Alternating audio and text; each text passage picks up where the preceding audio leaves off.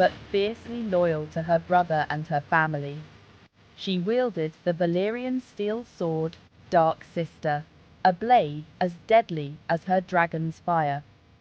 Rhaenys, the younger, was known for her beauty, charm, and love of music and poetry. She was as graceful and swift as her dragon, Meraxes. Rhaenys was a skilled diplomat, preferring words to war, but she was also a fearsome warrior when roused. Together, these three Targaryens formed a formidable triumvirate. Each brought their own strengths to the conquest. They were the dragon, the warrior, and the diplomat, and Westeros would tremble before them. The dragons were the true weapons of Aegon's conquest. They were not just tools of war, but the very embodiment of the Targaryens' might and ambition. Their presence alone could turn the tide of battle, and their power was unmatched by any other force in the known world. Balerion, Vhagar, and Meraxes were not mere beasts, but creatures of legend. Each dragon had its own unique characteristics and strengths, making them formidable in their own right. Together they formed an unstoppable trio that brought kingdoms to their knees. Their fire could melt stone and boil rivers, their roars could shake the earth, and their shadows could blot out the sun. The sheer destructive power they wielded was enough to inspire both awe and terror in equal measure. No fortress was safe, no army could stand against their might. Balerion, the Black Dread, was Aegon's mount. He was the largest and oldest of the three, a monstrous black dragon with teeth as long as swords and wings that stretched across the sky. His scales were as black as night, and his eyes burned with a fierce intelligence. He was the largest and oldest of the three, a monstrous black dragon with teeth as long as swords and wings that stretched across the sky. His fire was said to be so hot that it could melt stone instantly. The devastation he could unleash was unparalleled, and his very name struck fear into the hearts of men. His fire was said to be so hot that it could melt stone instantly. The sight of his flames turning solid rock into molten lava was a testament to his overwhelming power. Balerion was not just a dragon, he was a force of nature, a living, breathing cataclysm. Just the sight of Balerion in the sky was enough to send entire armies fleeing in terror. His presence on the battlefield was a game-changer, often leading to the swift surrender of those who dared to oppose Aegon. The Black Dread was a symbol of inevitable defeat for Aegon's enemies. Vhagar, ridden by Visenya, was almost as large as Balerion. She was a bronze-colored dragon, ancient and powerful. Her scales gleamed like polished metal in the sunlight, and her wings cast a vast shadow over the land. She was a bronze-colored dragon, ancient and powerful. Her roars were said to be like thunder, and her flames could incinerate entire battalions in an instant. Vhagar's strength was a reflection of Visenya's own fierce and unyielding nature.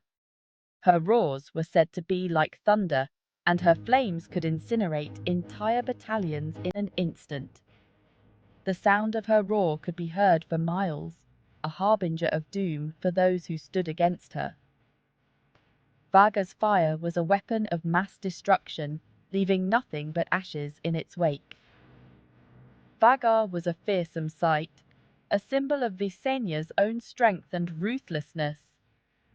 Together, they were an unstoppable force, their bond forged in the heat of countless battles. Vhagar's presence was a constant reminder of the Targaryens' dominance and their unrelenting pursuit of power. Meraxes, Rhaenys' dragon, was smaller than Balerion or Vhagar, but still larger than any other dragon in Westeros. She was silver-grey, with golden claws and teeth. Her sleek form and agile movements made her a deadly adversary in the sky. She was silver-grey, with golden claws and teeth. Meraxes was known for her speed and agility, able to outmaneuver even the swiftest falcon. Her quick reflexes and sharp instincts made her a formidable opponent in aerial combat.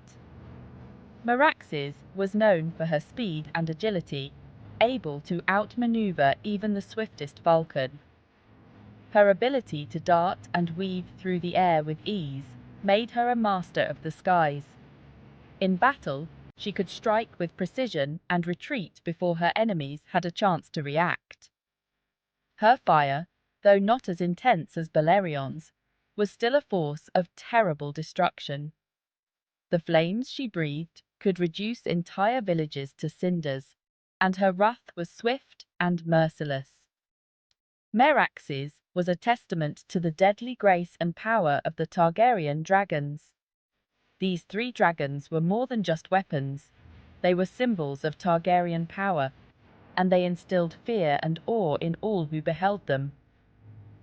Their legacy lived on long after their flames had died, a reminder of the might and majesty of the Targaryen dynasty. The sight of Balerion, Hagar, and Meraxes soaring through the sky was a vision of unstoppable power, a testament to the dragon's role in shaping the history of Westeros. The conquest began at the mouth of the Blackwater Rush, a river that would soon become legendary in the annals of Westeros. Aegon landed with his sisters, Visenya and Rhaenys, and their 3 dragons, Balerion, Hagar, and Meraxes, along with a small but fiercely loyal force of soldiers. It was a bold move, landing in the heart of Westeros with such a small force. Many would have considered it a fool's errand, but Aegon was no fool. Aegon had a plan, and he had dragons. These were not just any dragons. They were the last of their kind, creatures of legend and terror. He chose the spot carefully, understanding the importance of geography in warfare. It was a strategically important location, situated at the crossroads of several major roads. It was also undefended, a glaring oversight by the local rulers. The petty kings of Westeros, squabbling amongst themselves over trivial matters, had not noticed the looming threat from across the Blackwater Bay. By the time they realized the danger, it was too late. The dragons had already landed, and the die was cast. Aegon began construction of a fort immediately. A simple wooden structure at first, but it would eventually become the Red Keep of King's Landing, a symbol of his enduring legacy. From this base of operations, Aegon would launch his audacious campaign to unite the 7 kingdoms under one rule, a feat never before accomplished. The first to face the dragons were the local lords, petty kings who ruled over small patches of land.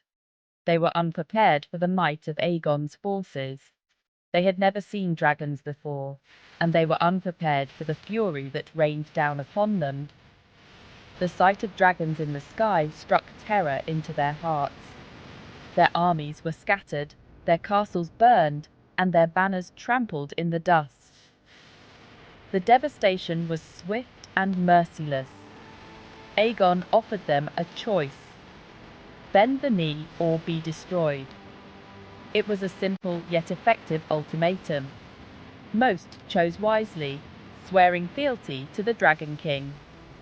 They recognized the futility of resistance against such overwhelming power. Those who resisted were made examples of. Their lands were laid to waste, and their people suffered the consequences of their defiance. The Age of Dragons had begun, and Westeros would never be the same. The land was forever changed by the arrival of Aegon and his dragons, marking the dawn of a new era.